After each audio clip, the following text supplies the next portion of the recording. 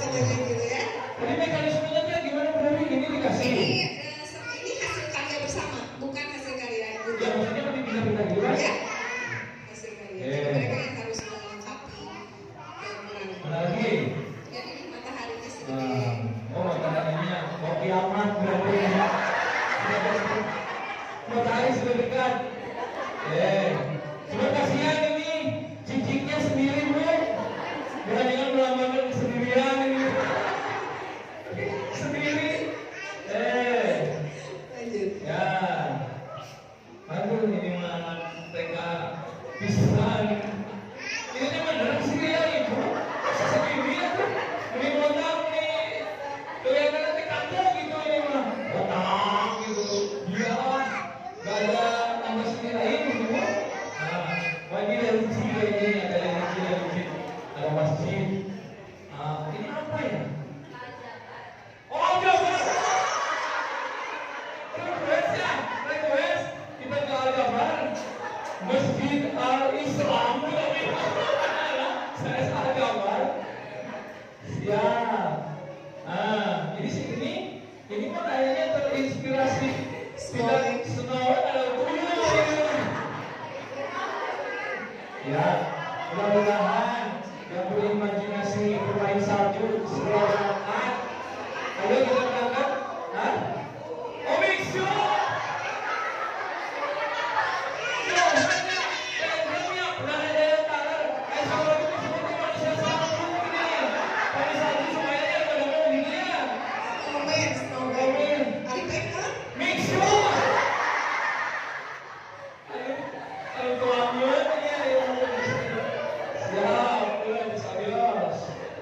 Yang ini sekolah alfabet. Pohon-pohon ayunan. Oh, KKN ya bro.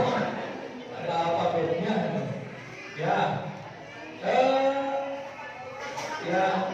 Yang kedua berarti pemandangan depan ya. Ini ya. Sebentar. Tukang siomanya mana? Tukang siomanya mana ya? Oh ya. Oh iya ini. Ya Allah, sedetail itunya. Itu semuanya harus dibahas. Ya Allah, ayo bersama. Ya, bersatu yang dulu ya, sama ya. Ada gunung. Nah ini apa ini kan? Burung kayaknya ya. Ya gitu kan, burung kan? Iya. Cuma burungnya pembantu. Oh iya, betul. Burung apa? Sama deh.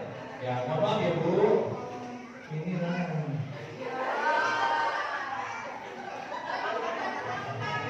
Ini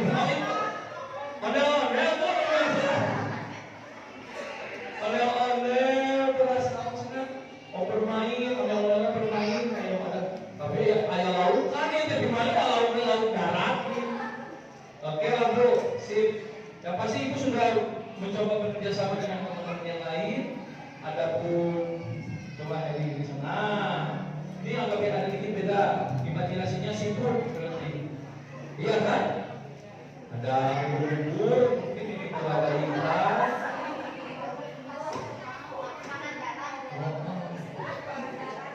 Tapi nggak nyambung kayaknya. Misalnya gambar apa di bawah kursi. Selanjutnya gambarnya beda. Lumayan. Kita tuh pangandaran, imajinasi seperti setuju sholatnya Bu. Mana lagi gini sebagai utara. Oke, ada lagi cukup? Oke ya. Intinya bunda-bunda alhamdulillah walaupun jarang ketemu masih bisa bekerja sama, masih bisa bikin tadi gambar walaupun jadi banyak cerita dalam satu kertas itu. Ini apa? Tadinya pengennya kan nyambungnya kalau udah itu ya. Jadi cerita dari bunda ini masuk di imajinasinya. Karena kadang-kadang juga begitu sama kayak bunda sudah anak juga kan. Kalau yang pulang kio, kalau yang pulang anak gitu. Oke, Pak Indri Bu Dewi kalau bagiannya ya. Mungkin oke sudah ya pembacaan dari kamu. Terima kasih. Tadi yang penanya Bu, yang penanya Bu. Rupanya punya pensil Ibu, mohon maaf. Saya harus balikin saya dulu. Punten. Ya. Ya, punten Bunda. Ya. Kayak ini mah dari lagi dari duit.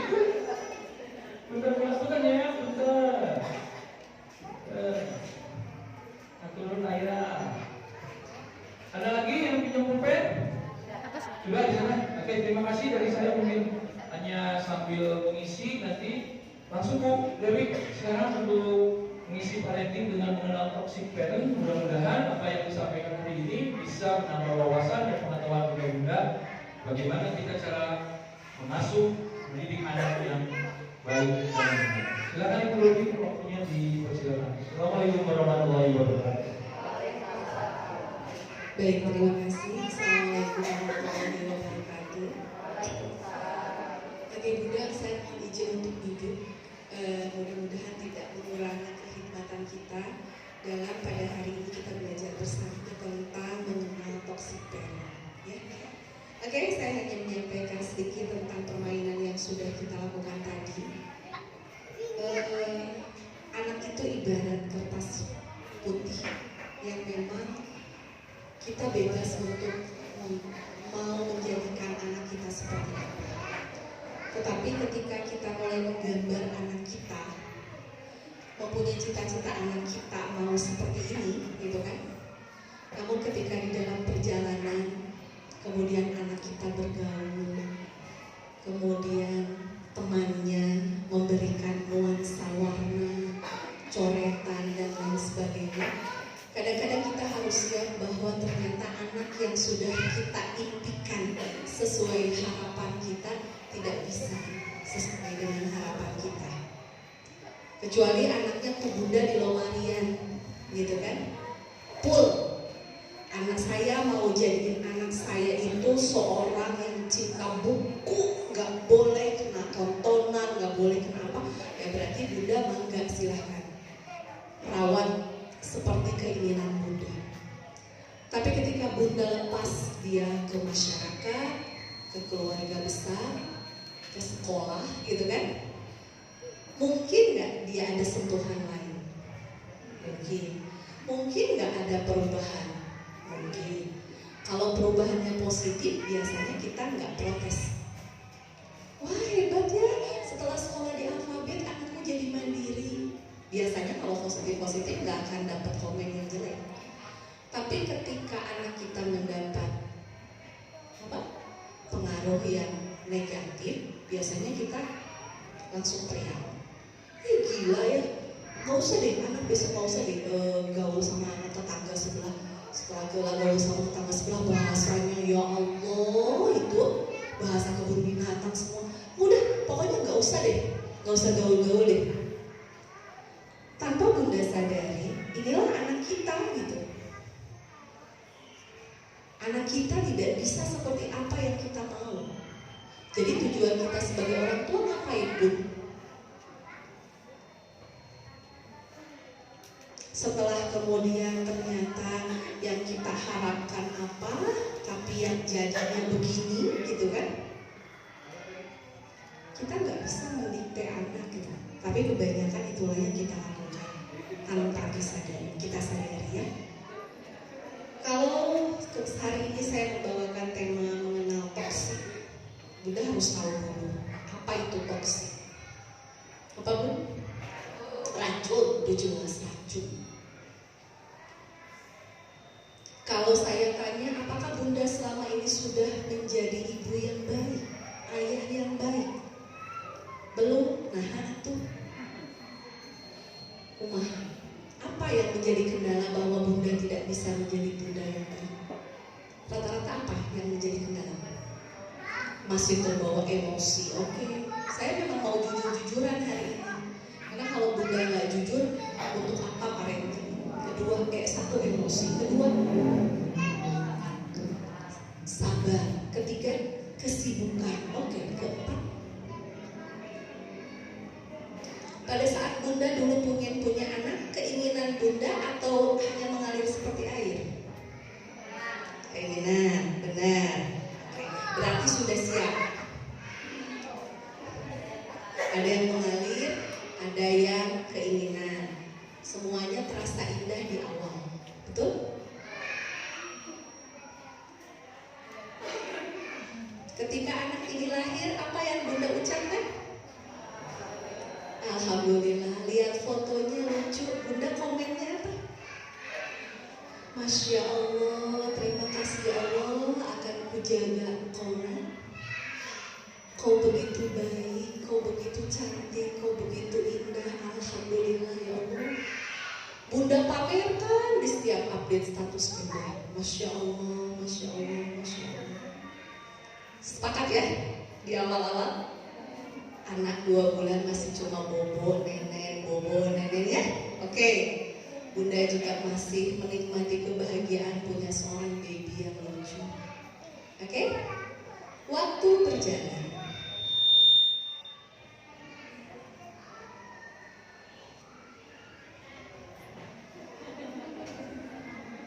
Apa yang Bunda ucapkan terhadap Dede? Astagfirullahaladzim. Nah, nyanyi teh kunaon atuh kakak cici. Gitu kan? Apalagi masih mending Bu kalau nangisnya cuma gini, nangis nanti bari naon teh Bu? Sagala dialungkeun, acan gegerelengan, acan garusak, acan neunggil. Bu, 2-5 tahun, enggak deh, sampai 4 deh. 2-4 tahun itu kemampuan motorik itu berkembang Bu. Jadi kalau ada terus setiap kali gerakan anak itu ngadoja gitu Kak Ulan kata Bu. Kenapa? Karena anak mau lihat ekspresi kita marah.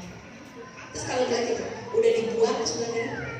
Cuma kita ibu gitu kan, wah itu enggak, itu menantang ke dia.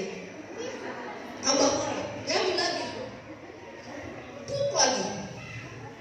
Terus kita cuma diam aja, itu lagi sama dia begitu. Jadi inginnya anak gimana?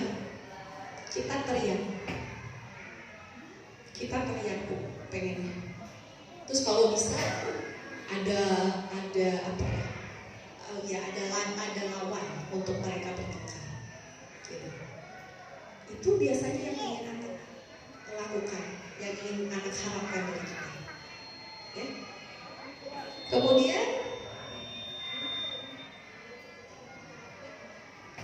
ada lagi selain nangis, ketika dikasih tahu anaknya ngeyel, ditambah bersungut-sungut. Kira-kira ibu emosi kan? Emosi. Kira-kira apa Bu yang diucapkan? Biasanya ini mah biasanya. Masukin lagi ke perut mama.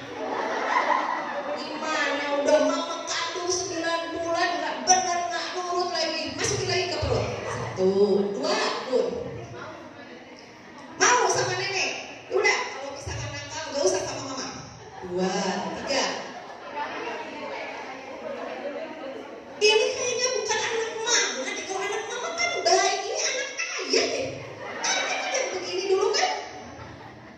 3, 4.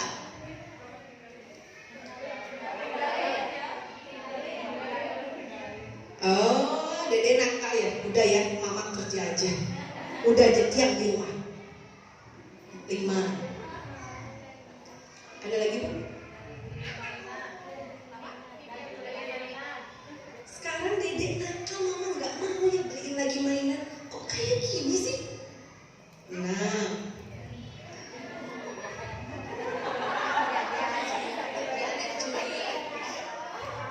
Nakal, nanti ada curi kok. Nanti ada kalau wewe di luar. Wah, udah harus kemana-mana we. Si budak teh nggak uangnya. Apa mah kalau wewe teh?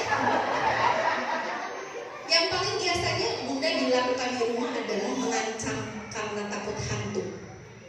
Yang itu akhirnya image-nya tertanam di sini Bu. Ya gimana kalau nggak ada hantu? Yang gimana deh hantu? Itu hantunya, oh dia berimajinasi dan lain sebagainya. Ya, oke. Oke, berarti kalau sesudah seperti ini,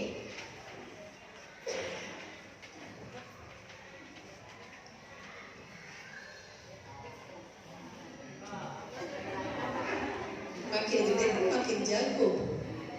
Benar nggak? Anaknya punya jati diri. Mukul, cepet gitu. Apa yang Bunda lakukan ketika anak melakukan ini terhadap Bunda atau terhadap anak tetangga? balik mukul. Apa? Apa? Karena ini akan kita hadapi di dalam dunia. Ya. Kamu mukul mama kurung di toilet, gitu kan? Nggak boleh, nah itu nggak boleh mukul kamu.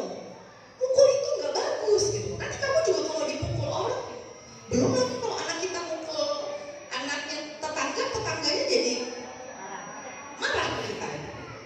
Ibu, bisa nggak ibu didik anak ibu? Ini anaknya pukul-pukul segala macam. Aku udah huru hara nih. Ini akan sering terjadi. Boro-boro di lingkungan rumah, Bu, di sekolah pun terjadi seperti ini. Makanya saya selalu bilang sama orang tua, ketika bunda dan ayah menitipkan anak kemari dan meminta 100% keselamatan, terus terang kami tidak sanggup. Karena pada saat di sekolah hanya ada 2 resiko, didorong dan mendorong, dipukul dan memukul. Disinilah kita coba mengajarkan anak bagaimana cara mengatasi self diri gitu, maksudnya dia harus punya kekuatan diri. Boleh nggak anak kita dipukul orang? Boleh. Biar aja dia merasakan bagaimana rasanya dipukul. Gitu. Nah, lantas boleh nggak anak kita memukul orang? Kalau tidak ada alasan tidak boleh. Tapi kalau ada alasan boleh. Contoh, ada anak cowok megang payudara kita, ceweknya pasang badan, pukul dia anak cowok, boleh. Jadi bunda harus tahu kapan memberikan anak kita izin untuk memukul orang. Jadi jangan bilang, oh nggak boleh, pukul nggak boleh, gitu. Nggak bisa. Anak kita harus kuat. Anak perempuan, anak laki-laki sama, ya. Oke, selanjutnya. Ketika ini terjadi, bunda memberikan pujian atau kritikan.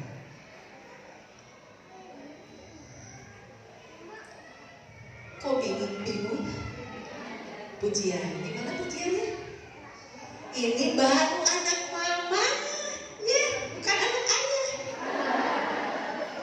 Ini mah anak mama, rajin belajar, baca buku, gitu kan? Keren kan? Atau ada nggak orang tua yang memberikan kritikan? Tumben mau baca buku, cek budak teh salah, cerik wae dicarekan, diajar nyebut tumben, terus gitu. Tumben kamu baik, nah gitu dong. Itu baru anak mama. Nanti mama nggak ajak ke mall, wah senang gitu. Ya. Oke Bu, sampai segini dulu. Apa yang sudah kita bahas hari ini tadi pagi dari slide 1 sampai slide 7 ini, Ibu suka lakukan? Suka lakukan?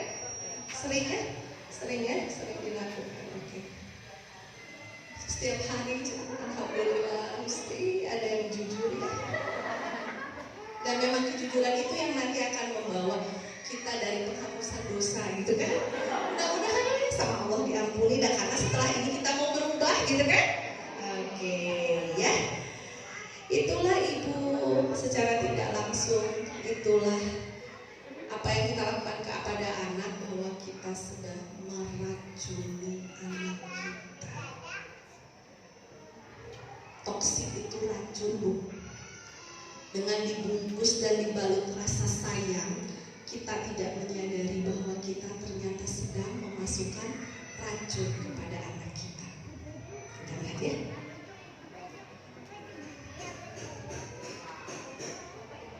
Oh salah ini, tadi kamu salah ini. Harusnya tampilannya bukan ini dulu, tapi ini dulu. Ini tas apa Bu? Dan sabar Bu, dan Miss Reni keterangan ke sabar pengawas. Hanya sabaran, hanya 1.000 perak, hanya seberapa. Yang di belakang belum tahu harganya.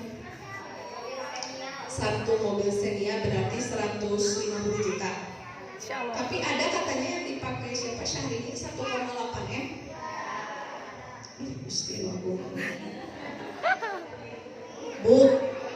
Ibu dibeliin tas Hermes gini sama si ayah. Tiba dia manggap gitu ngalamun ya makanya si ayahnya bakal sayang gitu nya ka bunda.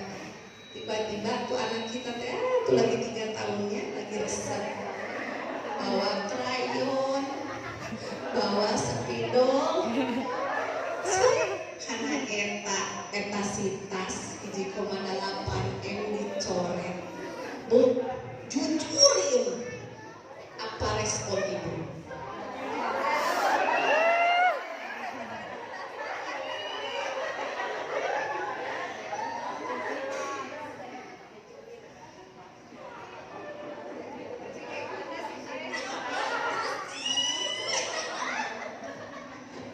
Langsung Gusti gana leuwihnya keneh kana tas tibatan ka anak. Bener Bu? Ya. Contoh Bu, lagi ibu dibelikan apa Bu ini? iPhone terbaru Bu. Sabaraha Bu? 22 juta. Apaan ada tukang bisnis? 22 juta iPhone terbaru. Iya teh menang ngurihin teh kasih papi aku. Mami teh malu atau orang udah pakai iPhone, masa mami nggak pakai iPhone? Nyicil teh boleh disebutkan ya teman. Cek si papi teh gandeng cuma ya udah nih iPhone terbaru warna ungu kesenangan mami. Oke. Anak kita 3 tahun 4 tahun. Kebetulan anak kita juga diberikan mainan, ya mainannya teh sama kita masih dibungkus, memang belum sempat diajarin cara mainnya, gitu kan?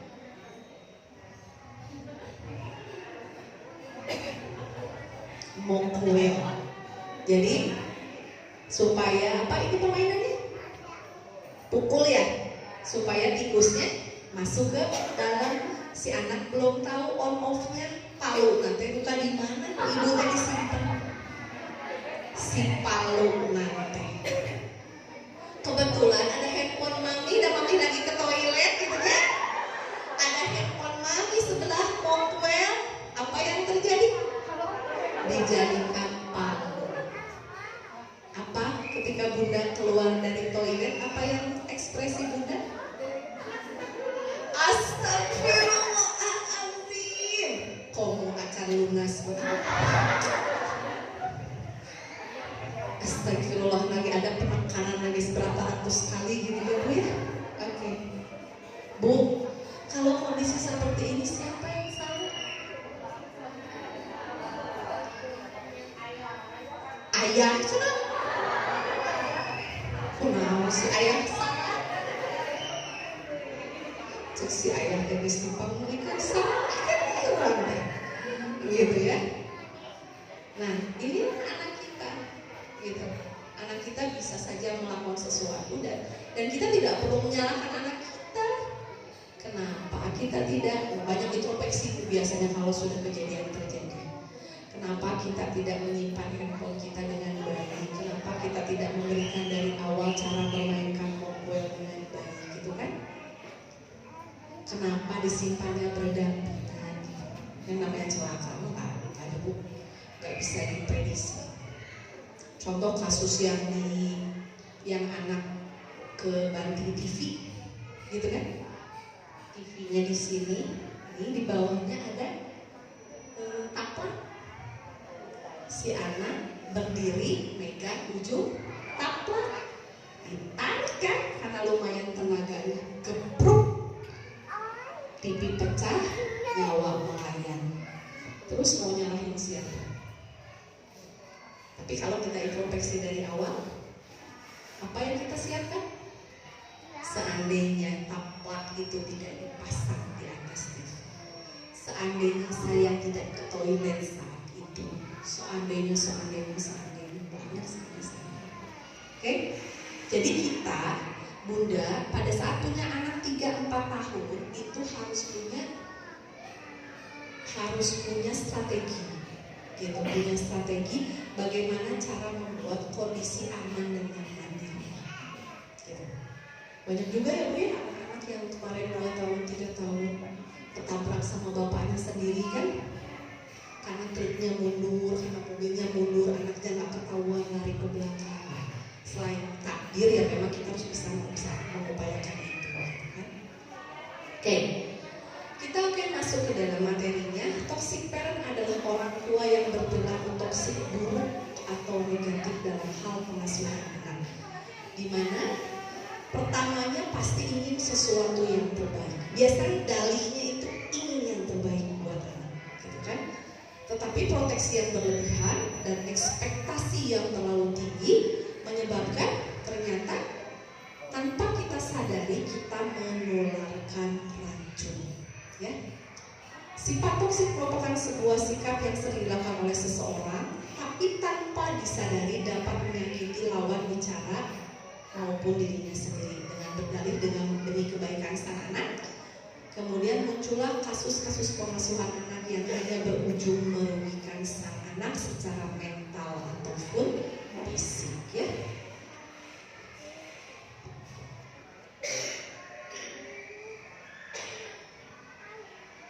Baik, Bu, saya tanya dulu, tipe mana yang Ibu jalankan?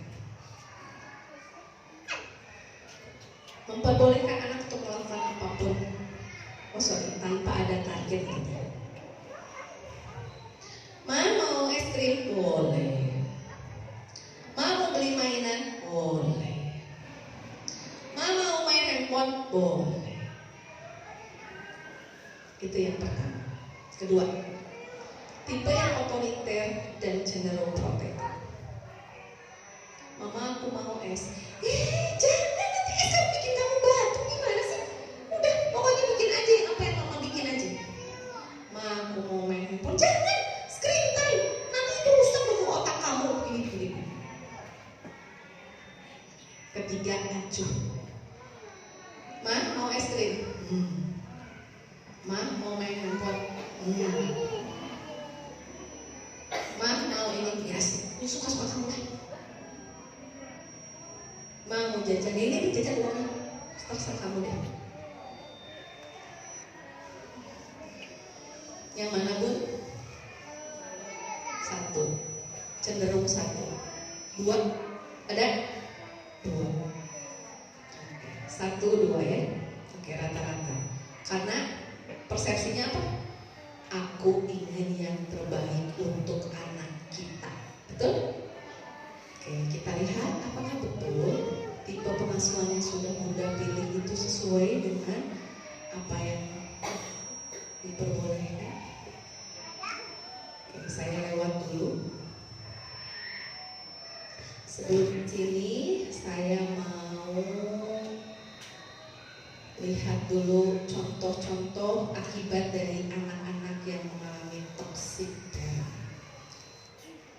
Anak yang mengalami toxic parent adalah dia tumbuh menjadi anak yang perfect child, anak yang sempurna, anak baik dan penurut, siswa teladan, idaman orang tua, kelihatan sempurna tanpa celah, namun aslinya menderita di dalam hati.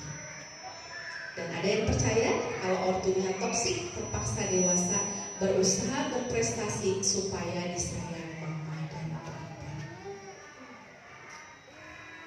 Kita introspeksi diri saja, jangan dulu ke anak kita.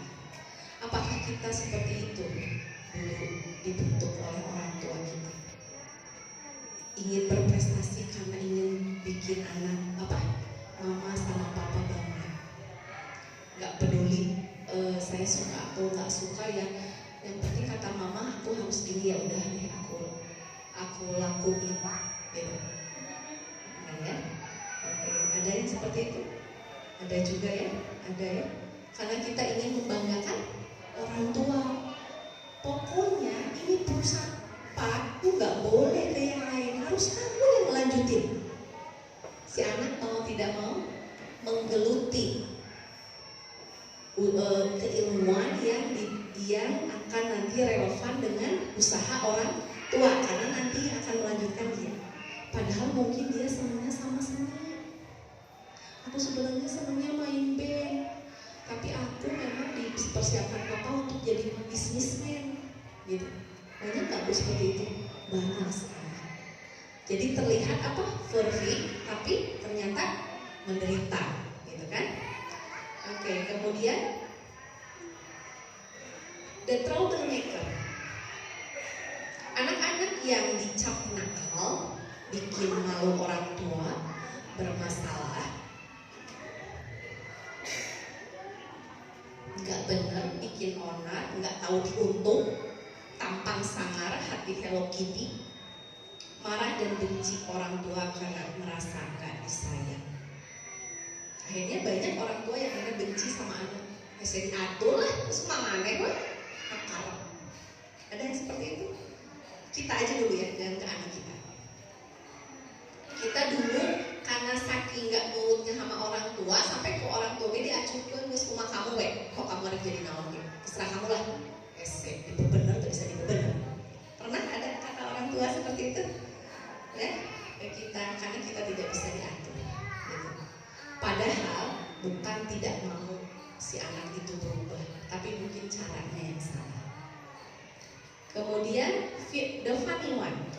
Ada juga anaknya lucu, gemes, suka guyon, friendly, bisa diandalkan, gak pernah nolak orang dan bilang enggak. Bikin ketawa semua orang, santuy, supaya kepada mak fokus ke masalah keluarga. Kelihatan happy, tapi ternyata depresi. Contoh para komedian, dia bisa menghibur orang, belum tentu di belakangnya dia menjadi pribadi yang menyenangkan. Saya ingat dulu almarhum Didi Petet ya, karena angkatan saya angkatan tua-tua. Dia kalau cerita selalu bikin orang ketawa, tapi ternyata di rumahnya tidak begitu. Nah, begitu pun anak-anak kita juga. Mungkin ada yang berusaha untuk menutupi atau kita sendiri menutupi, kan kita selalu menjadi pribadi yang menyenangkan untuk orang lain, tapi sebenarnya kita tuh menderita apa? Depresi gitu. Cuma aku nggak mau lihat orang lain. Ya, oke. Kemudian invisible child, anaknya baik banget, pendiam, nggak ribet, nggak ada yang nyangka ortunya toksik. Buat dunia sendiri karena dunia nyata nggak seindah harapan. Biasanya pemalu, mungkin temennya nggak terlalu banyak, merasa gak penting, rendah diri. Nah ini invisible. Invisible itu apa ya, Bunda? Ya, terlihat tuh maksudnya tidak dianggap, anak yang tidak dianggap gitu. Ada budak mah bagus sih gitu, nggak neko-neko, dia dibully juga anteng-anteng aja. Invisible, nggak apa-apa dibully aja sih, tapi udah biasa. Hati-hati loh Bun, biasa seperti terlihat di depan, tapi hatinya nggak ada yang tahu gitu. Itu invisible child. Jadi no respon lah gitunya, anteng we, padahal tetap di dalam hatinya pasti akan ada rasa tidak enak ya. Nah kemudian hubungannya nanti dengan yang tadi tipe pengasuhan, kalau Bunda memberikan bebas lepas, apa aja boleh lah, terserah, nggak ada aturan. Kemudian Bunda juga berpikir, ini kan sayang saya sama anak gitu kan, dan saya nggak berani ya, nggak tega kalau bilang tidak. Nggak apa-apa lah, peperihan zaman saya cakup suku peperihan saya mah baheula aca kondisi ekonomi minim banget. Sekarang saya berkelimpahan, sudah serah, nggak apa-apa, biar aja anak saya nikmati. Kemudian kadang-kadang kita nggak tahu butuhnya anak apa. Yang penting kita senang beli untuk anak, kita senang beli untuk anak. Akhirnya lebih banyak runtah di rumah, gitu kan? Maksudnya kita beli tapi ternyata anak kita nggak suka, gitu seperti itu. Ini kalau tipe yang tadi bebas lepas ya. Kemudian belum siap atau busy yang tadi ayah disebut ya, karena sibuk. Ada juga yang memang bukan punya anak, bukan keinginan pribadi. Ada yang Bunda mungkin masih muda, kemudian menikah muda, tujuan supaya terlepas dari zina, kemudian inginnya sih punya anaknya nanti setelah usia 25. Ternyata usia 21 saat Bunda menikah, kemudian tiba-tiba punya anak. Bunda belum siap. Ada yang seperti itu. Karena bunda masih punya harapan, impian, ingin menyelesaikan kuliah atau lain sebagainya, gitu. Tiba-tiba harus direpotkan oleh punya anak, baby blues, hamil, dan lain sebagainya.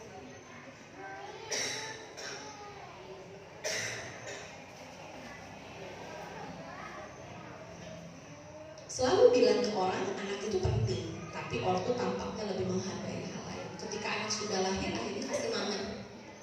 Mak, nitipnya abi beda kuliah lah. Bunda pulang, juga bunda sibuk dengan main handphone. Bunda sibuk dengan tugas anak. Saya hello mami. Bunda cuma nengok aja. Iya, udah ya, mami lagi sibuk.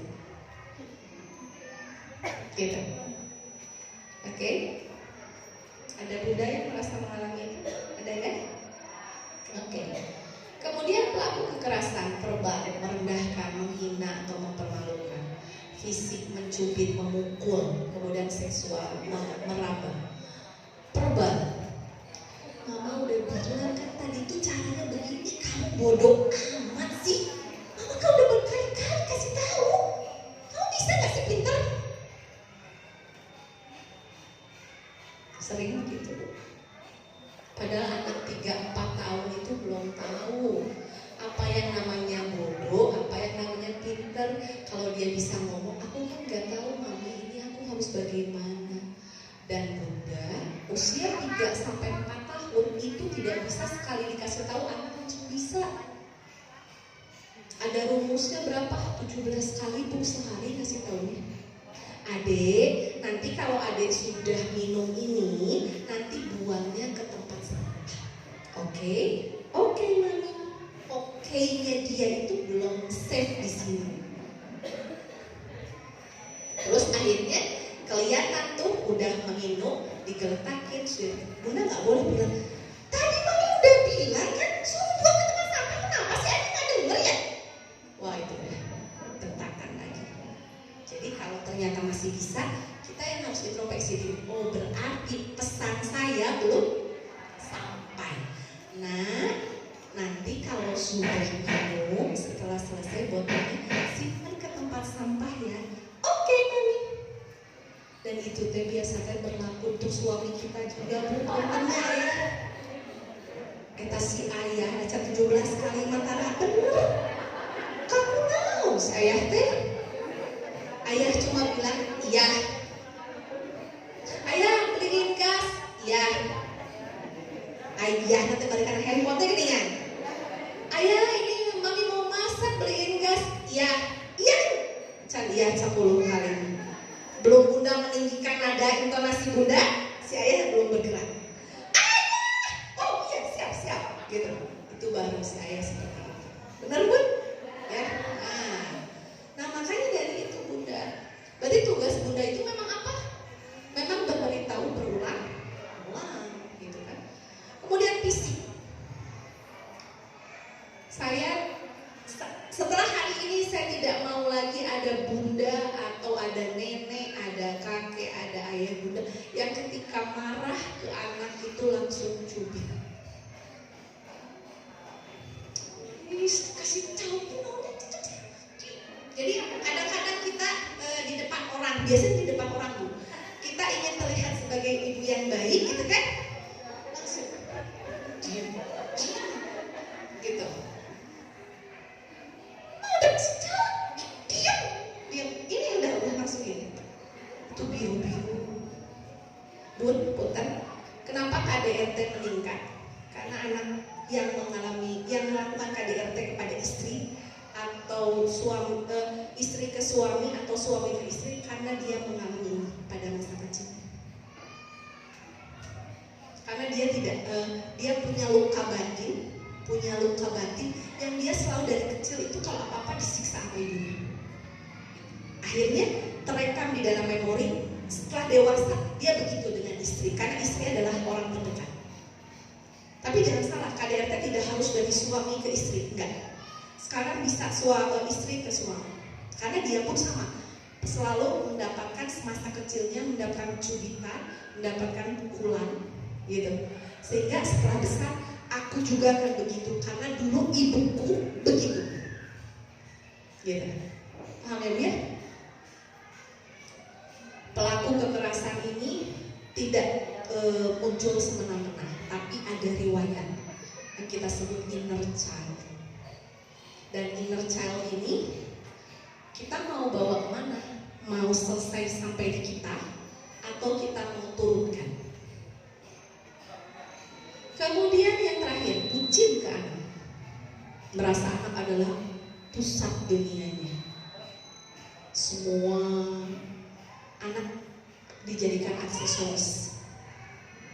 Ada yang dijadikan anak aksesoris begini. Anak ikut model yang menang, upload dengan bahasa yang hiperbola, sehingga anak sudah terbiasa dengan pujian. Itu anak aksesoris kita. Anak mendapatkan prestasi di upload, emang nggak boleh? Boleh, tapi sewajarnya.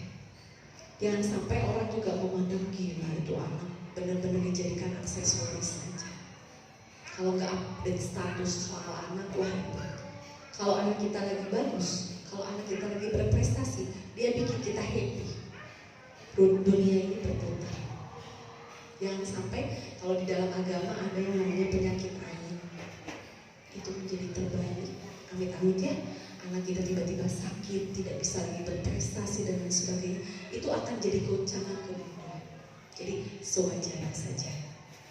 Kemudian memberikan semua yang diinginkan anak, bahkan yang nggak diminta. Itu bucin yang tadi ya hampir sama dengan ya pemberian lah zaman mami nggak pernah beli ini, nggak apa-apa sampai akhirnya. Kemudian nggak otomatis memenuhi kebutuhan anak yang esensial. Kecewa karena anak sudah mandiri mencari yang diinginkan, bahkan merasa anak durhaka. Kunaunya budak teh segala sorangan. Biasanya kan mami gitu kan.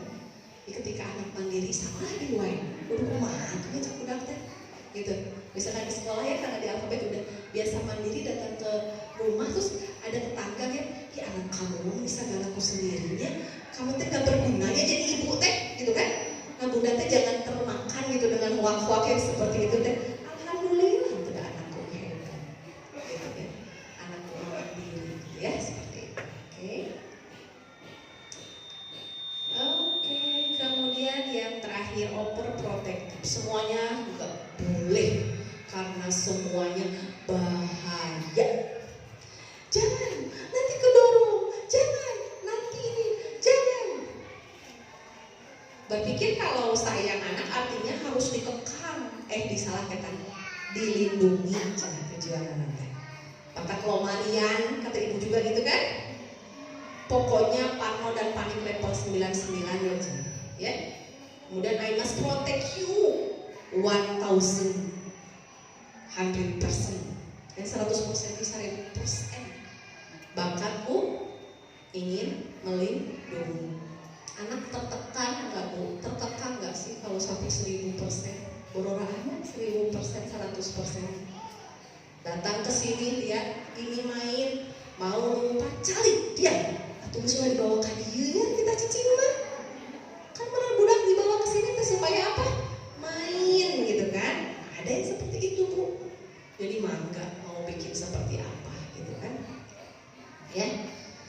Oke. Nah jadi kesimpulannya apa ya?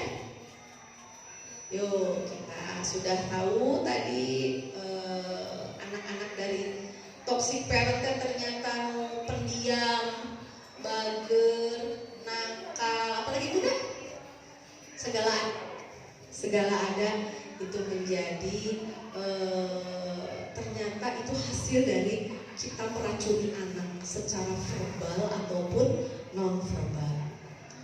Oke, kita lihat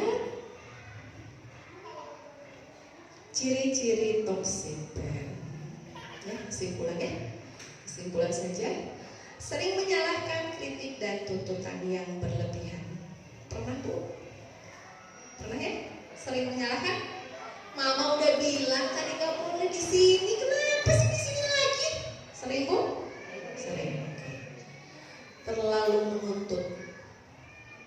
Mama bilang juga kalau udah mandi itu atau kalau udah makan itu begini. Gitu.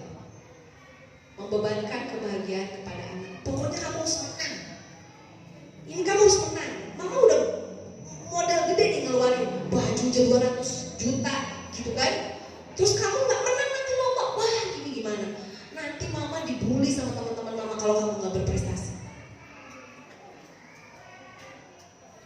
Reaktif secara emosional. Yang tadi Bu, ya Allah astagfirullah, adik ini tas mama 1 miliar kamu coret-coret, gitu kan?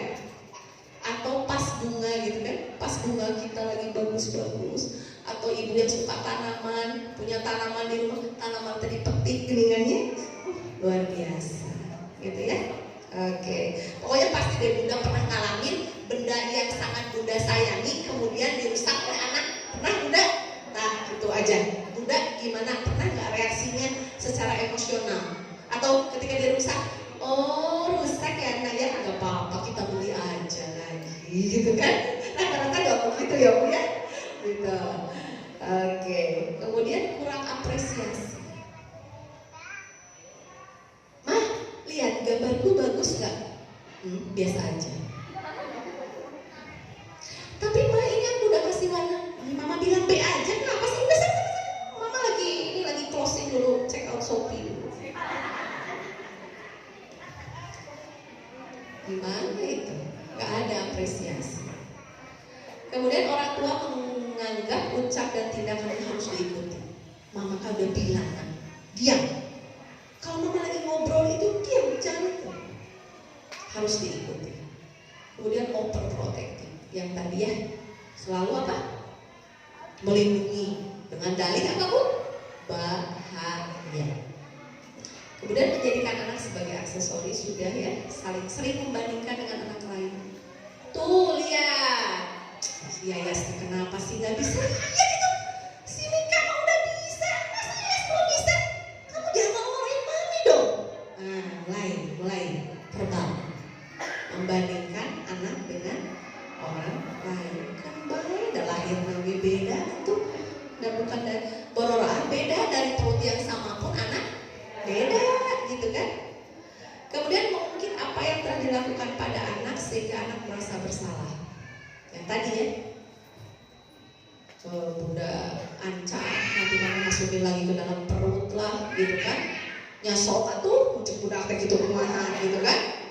Gitu. Jadi iya nih, gara-gara ada sih handphone mami rusak, jadi aja mami gak bisa setiap kali inget ya Bu ari perempuan, mana ingatan teh panjang tuh. Lamun geus aya salahnya ayah gitu tuh. Sobiahnya lamun geus salah tuh mesti diungkit gitu. Diungkit nih 10 kali mah. Cek suami itu bos ngabahas eta we. Padahal udah minta maaf gitu ya, tapi dan penasaran kita teh. Mungkin apa yang telah dilakukan pada anak ya. Kemudian orang tua melarang anak untuk mengekspresikan emosi negatif. Emosi negatif itu gimana Bu? Marah, nangis, diam, jangan nangis, kamu diam. Gitu. Jadi ketika anak mau mengekspresikan, ibu, ya mulai, diam, jangan. Bu, biasanya yang paling ngadu jama pika sebelumnya langsung di mall. Geus aya kahoyong di carang, terus gugulingan, terus ceceritan, ame naon Bu? Ame dibeliin senjata dan di anak teh udah tahu itu. Anak teh sudah tahu lamun aku jejeritan, gegerelengan pasti sama si mami dibeliin, gitu kan? Gegerelengan sangat. Bu kalau kayak gitu, tindakannya ibu mau tungguin anak di situ nangis gagauran, paling ibu jadi pusat perhatian, atau ibu angkat anak itu bawa ke sudut toko, suruh dia lanjutkan menangis, kasih waktu 5 atau 10 menit untuk mengekspresikan emosi negatif. Setelah itu baru, dan ibu tidak perlu ngomong apapun. Kalau menjejerikan terus ibu terjejerekan nama teman-teman tuh, benar. Biarkan anak mengekspresikan emosi negatif ya. Nah ini adalah Bunda ciri-ciri toxic parent. Ada yang belum pernah melakukan?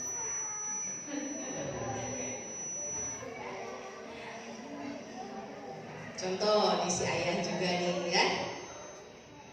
Jangan membantah, saya itu orang Berarti anak harus turut sama orang tua. Ayah ibu itu melakukan ini tuh karena mau yang terbaik buat kamu. Kamu harus kuliah di luar negeri, kamu harus begini, kamu harus begini. Orang tua selalu lebih tahu apa yang anak butuhkan. Kamu tuh anak kecil, tahu apa kamu, gitu kan? Kemudian jangan bikin ayah ibu kesel ya. Masa gitu aja nggak bisa tuh? Si aku aja, nah udah mulai ya. Kemudian mama papa itu udah susah-susah ngurusin kamu. Terus kata ibunya, mama juga udah ngelajarin kamu. Uangnya tahu nggak itu mahal banget karena disesar di mana gitu. Wah sekolah dibahas tuh. Macam budak besar. Suruh disesar, aku nggak minta dilahirkan, gitu ya. Nah, seperti itu.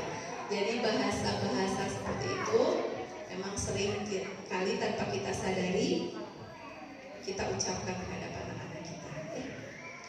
Oke, gimana dong kalau begitu 5 cara bijak kritik anak? Oke, 1. Oke, sebelum masuk ke nomor 1, kritik menjadi pengalaman belajar yang efektif bila disampaikan dengan cara yang tepat. Kemudian disiplin positif menunggu kritik yang berdampak positif. Boleh kamu kritik anak? Boleh, selama kalimatnya positif. Sampaikan spesifikasi kesalahan bukan pada pribadi anak. Nah, makananmu berantakan sekali, kita beresin yuk. Jadi yang anak tahu apa bu? Makanannya berantakan. Coba kalau ibu bilang, jorok banget sih kamu. Anak taunya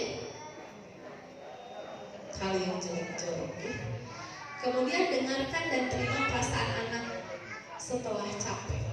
Anak lagi capek suruh beresin nggak mau. Wah capek ya. Tapi kita harus beresin dulu nih mainannya. Dia bilang gitu. Iya ma aku capek. Oke deh kamu istirahat dulu. Nah setelah itu 5 menit ya. Tetap harus kasih waktu 5 menit ya. Setelah itu kita bereskan mainan. Itu harus menjadi happy. Jangan itu lami terus bereskan kuabinan. Biasanya begitu ibu-ibu teh. Jadi nggak ada pola pendidikannya gitu kan. Kemudian yang ketiga, gunakan kalimat yang berdampak efek positif. Seandainya kita rapikan mainin Musa Ismail, pasti lebih mudah. Nanti kalau pas kita mau pakai lagi, gimana? Adik setuju? Nah, kita pendapat anak. Gimana adik setuju? Enggak, sama mami aja. Oh, sama mami aja. Boleh sih. Tapi kayaknya mami seneng deh kalau adik bisa bantu atau kakak bisa bantu. Bagaimana? Negosiasi dulu sama anak. Gitu. Bu, masa sih 3-4 tahun sudah ajak negosiasi? Iya, negosiasi. Negosiasi itu kita biasakan sejak dini, gitu. Itu pun nanti dia akan jadi leader di kemudian hari karena kita orang tuanya sudah membiasakan seperti itu. Jadi leader, jadi pemimpin, gitu kan. Kemudian fokus pada perilaku dan situasi yang bisa diubah. Mainannya udah beres sih, tapi kayaknya ini akan lebih bagus lagi kalau kita bikin kotak yuk Kak. Cari kotak sepatu di gudang kan banyak ya. Nanti kita kasih warna Kak. Jadi kakak kalau Lego masukin ke sini, kalau mobil-mobilan masukin ke sini, kalau boneka masukin ke sini. Itu lebih kreatif. Tapi biasanya sih kalau bunda-bunda saya yakin pergi ke Informa dan beli box.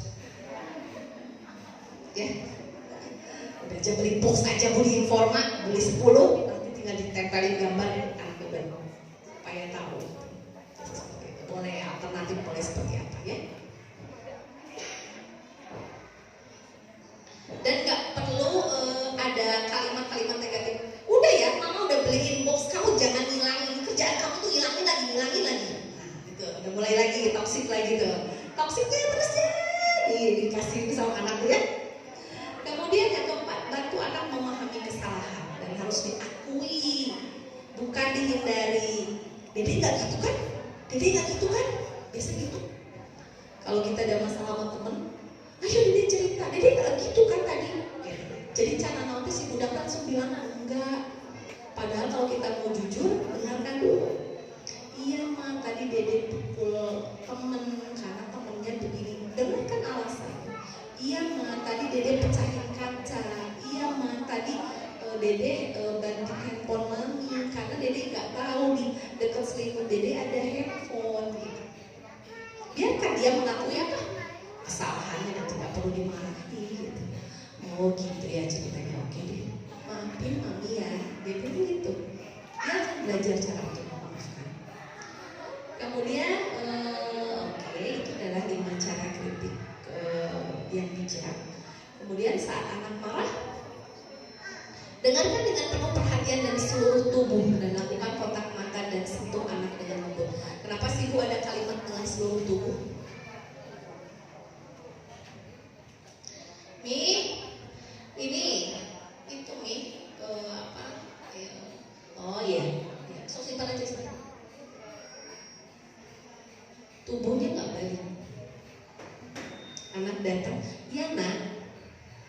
Tubuh kita, mata kita buat dia. Dia akan jauh lebih menghargai itu, lebih menghargai bunda, lebih menghargai ayah. Sakit loh. Jadi nggak ada alasan check out Shopee, check out Lazada, selesai, simpan.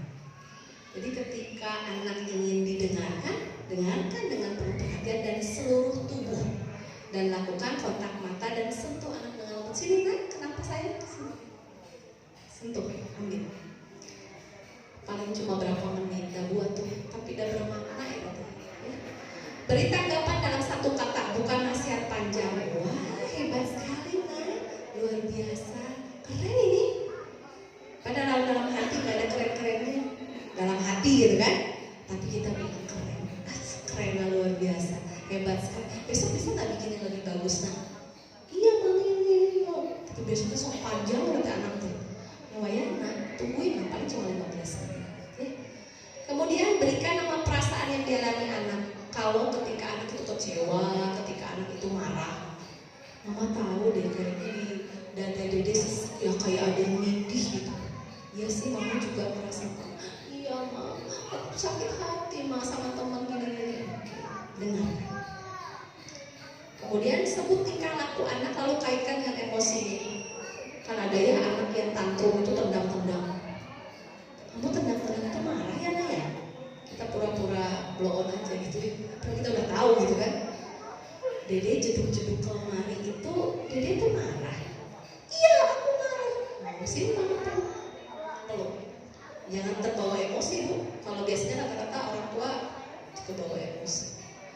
Kemudian beri waktu anak untuk mengekspresikan emosinya dan tetap tegas untuk tidak melanggar kesepakatan bersama. Oke deh, kamu boleh nangis tapi nggak boleh robek-robek buku. Kamu boleh nangis tapi nggak tendang-tendang. Kamu boleh nangis tapi nggak jambak-jambak Dede. Kan suka ada yang Dede boynya disiksa gitu kan. Dia ingin jati dirinya gue kakak lo gitu kan.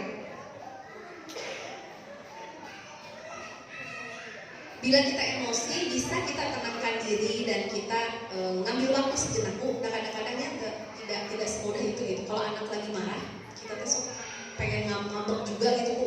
Kenapa ya? Setan mah begitu Bu, cari teman.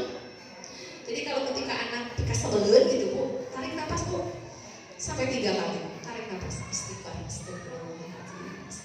Ingat, si Dede lagi lahir, kita lucu nama ayah luar biasa. Selalu ingat kelucuan dia. Oh ini adalah saatnya saya jadi orang tua yang bijak. Saatnya saya jadi orang tua yang melindungi anak saya ketika anak saya kecewa. Selalu begitu sekarang. Oh saya sebagai seorang nenek, saya harus jadi pelindung dia. Gitu. Jadi anak saya butuh sentuhan saya. Bukan berarti kita membantu agar dia tidak mandiri, bukan. Tapi kita membantu menenangkan ekspresi hatinya. Gitu ya. Kemudian saat kita sudah tenang, lakukan kontak fisik dengan anak dan bila dia menoleh, mendekatlah. So ayah Bu, kurang kali ketika marah dideketin, kalau kan mabuk, oke, mundur Bu, sampai kita orang waras, gitu, dibanding dia, mundur. Kasih waktu 5 menit. Dek, Kak, boleh nggak mama bantukan? Enggak. Oke, udah, tungguin 5 menit lagi, Kak. Mama kangen deh sama kakak, boleh gak peluk kakak? Enggak! Oke. Tapi enggaknya nanti turun Bu, intonasinya. Dari level 10 turun, level 7 turun lagi, level Terus aku bilang, akhirnya sekian kali, sekarang udahan belum marahnya mama pengen. Iya udah. Nah sudah masuk, selesai udah 1 jam beres. Tapi kalau bunda sekarang anaknya marah, bunda tambah marah, silahkan. Selamat berinvestasi generasi yang toksik suatu saat. Jadi kalau ada suami kita marah-marah sama kita perlu curiga, berarti di dalam masa kecilnya, dalam pengasuhan orang tuanya seperti itu. Ya. Kemudian bahas tingkah laku lain yang bisa dilakukan saat dia mengalami emosi yang sama. Nah kalau sudah aman, dibahas. Kak, udah dipeluk, kakak hebat, kakak sabar. Nanti lagi kalau ada apa-apa, kakak bilang sama mami, gak usah tendang-tendang. Kalau kakak mau susu, kakak mau apa, ya gitu. Nanti, jadi kalau nasihatin itu lagi apa bu? Lagi posisi tenang. Kedua, kalau posisi mau tidur, hipnoterapi itu kalau bunda mau tidur tuh si adek, tapi tidur nanti jangan masih kena melek gitu, ngeliatin ke kita itu belum tidur. Sesudah anaknya sudah mulai terlelap masuk ke dalam alam bawah sadar. Atau butuh kapupingan sahur-sahur kapupingan. Bari ngedot biasa namanya pakai bari ngedot atau bari nenek terus bari bisa masukin. Ade hebat, ade soleh, ade bisa menulis, ade bisa bicara baik, ade main sama teman, ade bantu teman, ade nurut sama ayah, ade nurut sama bunda.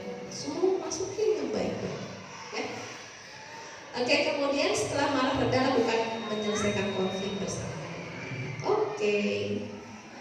Dan kemudian orang tua dapat memanfaatkan masa sekarang sebagai salah satu komunikasi. Terapkan disiplin positif, pahami perasaan anak, hindari pelabelan, kontrol emosi, adaptasi, aturan, dan rasa percaya. Percayalah sama anak. Rata-rata orang tua tuh gak percaya mami itu. Ada budaknya detik kene untuk menjadi sahur. Nah, hati-hati. Kita gak bisa bikin anak hebat loh kalau kayak gitu. Pasti gak bisa deh dia karena dia masih kecil. Dan seperti itu ya. Oke. Videonya tadi ke ini gak bisa. Sifat videonya ke putar gak tadi?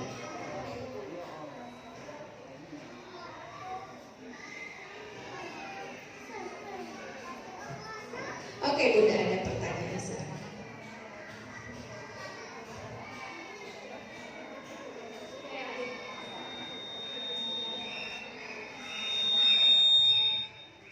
Coba tadi saya udah bikin video untuk ditayangkan, tapi nggak ada di sini atau belum?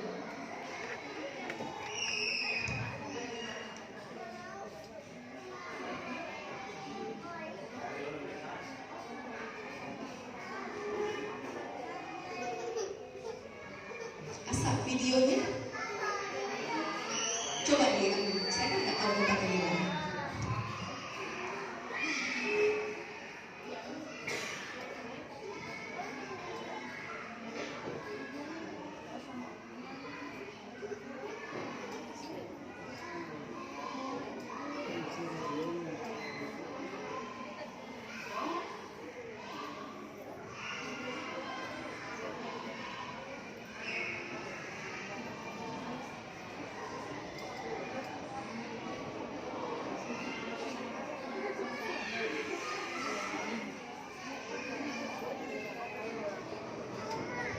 Video ini mungkin sudah sering sih Bunda lihat di media-media sosial.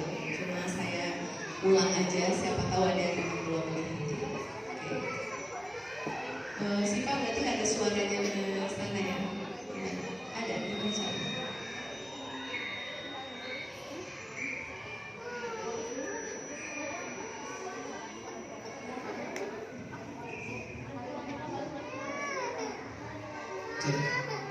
Perkenalkan saya orang tua dari Abi Yeloma, nama saya Iwan. Mendidik anak yang tadi kita harapkan itu kan tentunya peran antara ayah dan ibunya harus solid ya. Karena tidak bisa satu sisi kita mengandalkan ibunya saja atau ayahnya seperti itu. Bagaimana kita sebagai orang tua untuk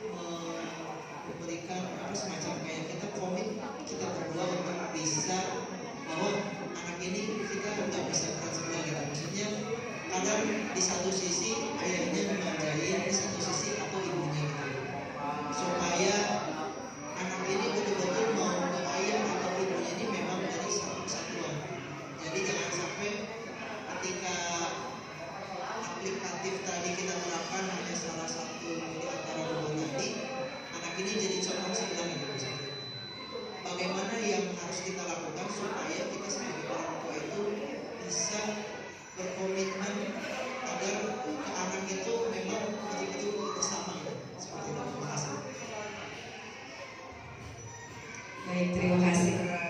Itu tuh banyak kejadian ya. Ayah bunda sudah sepakat, nenek kakek, ayah nenek kakek sepakat, tante om, beda. Gitu. Masih mending kalau misalkan kita tidak di dalam lingkungan keluarga besar. Jadi itu cenderung anak begitu. Berarti satu langkahnya adalah memang komitmen awal dari ayah sama bunda itu harus ada sampai kita mau bikin aturan seperti apa yang tidak membingungkan anak. Bunda boleh nggak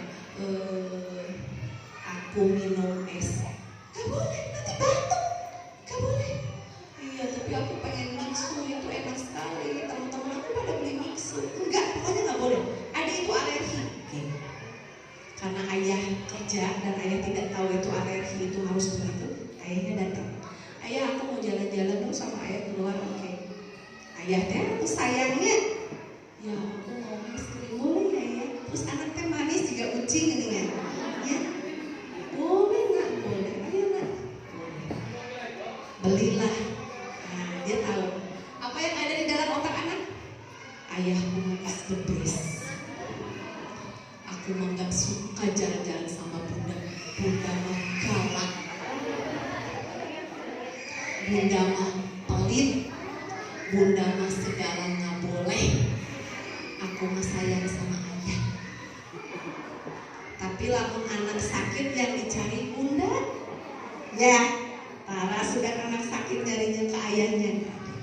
Nah berarti komitmen yang pertama adalah harus mempunyai aturan yang jelas untuk hal apapun. Makanan, disiplin sekolah, disiplin belajar, disiplin apalagi yang ayah butuhkan di dalam keluarga. Dan kita harus komitmen. Dan tidak ada rasa karunya. Gitu. Kemarin saya kedatangan satu klien, anaknya autis, pakai alat bantu dengar, usia 7 tahun, makannya coklat, makan susunya S26 tuh bayi gitu ya, sampai 3 tahun cukup lah gitu. Apa bilangnya? Ibunya mau berubah, ayahnya bilang ulah karunya. Enggak gitu, toksik dimasuk gitu.